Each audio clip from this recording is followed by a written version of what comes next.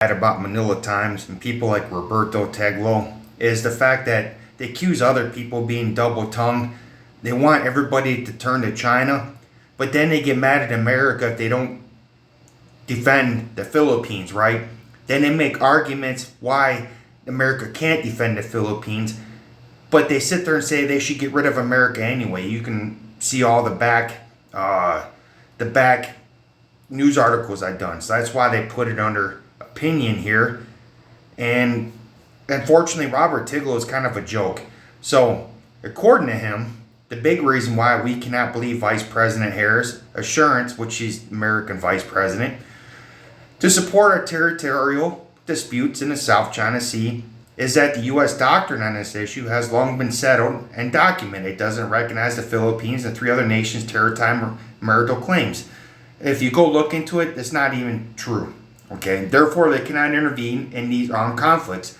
By the way, you guys told America for the last 6 years when Duterte's a president to back off, that you guys love China now. Now you're wondering why America might not come defend you. But then when the vice president comes and assures you that they will if there's an attack, but then you say, well, you know, she's double-tongued. We're going to get into that.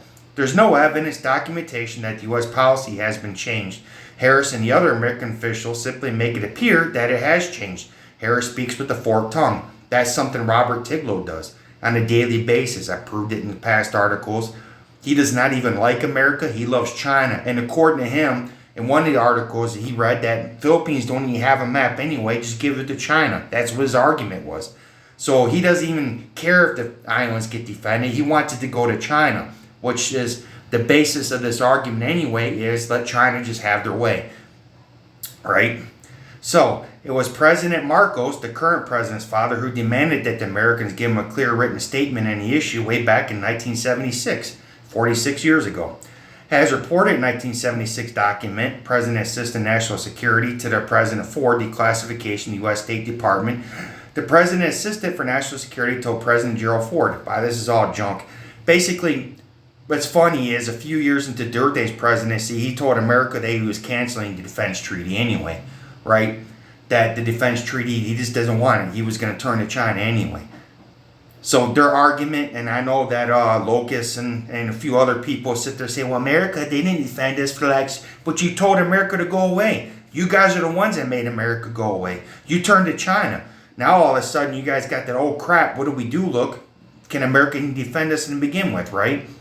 So President Marcos has asked for a clear written statement whether we respond to other mutual defense treaties forces, which it was. She came to your country and said, yes, we will respond. She came and told you guys and visited. God almighty, what more do you guys want? Marcos made it clear that formal answer to this question must proceed in further progress in negotiations, right?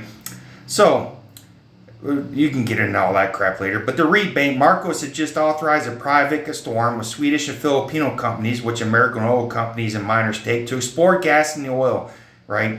So Marcos' troops had occupied 8 islands and Hesperides from 70-71, which were intended to be military bases to defend. Well, according to you, on another paper, that there was never anybody there anyway. There was no flag, no military bases, and it should just go to China anyway.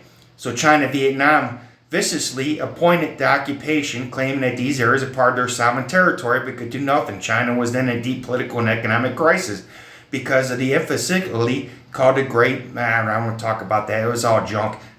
So deterrent.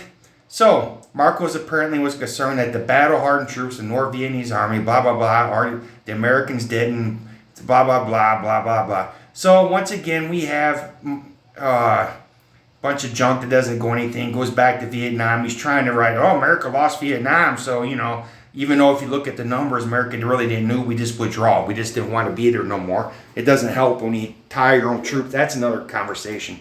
But once again, Robert Tiglao making an argument for China, saying America's not going to be there for him, even though for the last 6 years, almost 7, he has made every argument he can to sit there and say why Philippines should just belong to China anyway. We should just totally give in to China, screw America.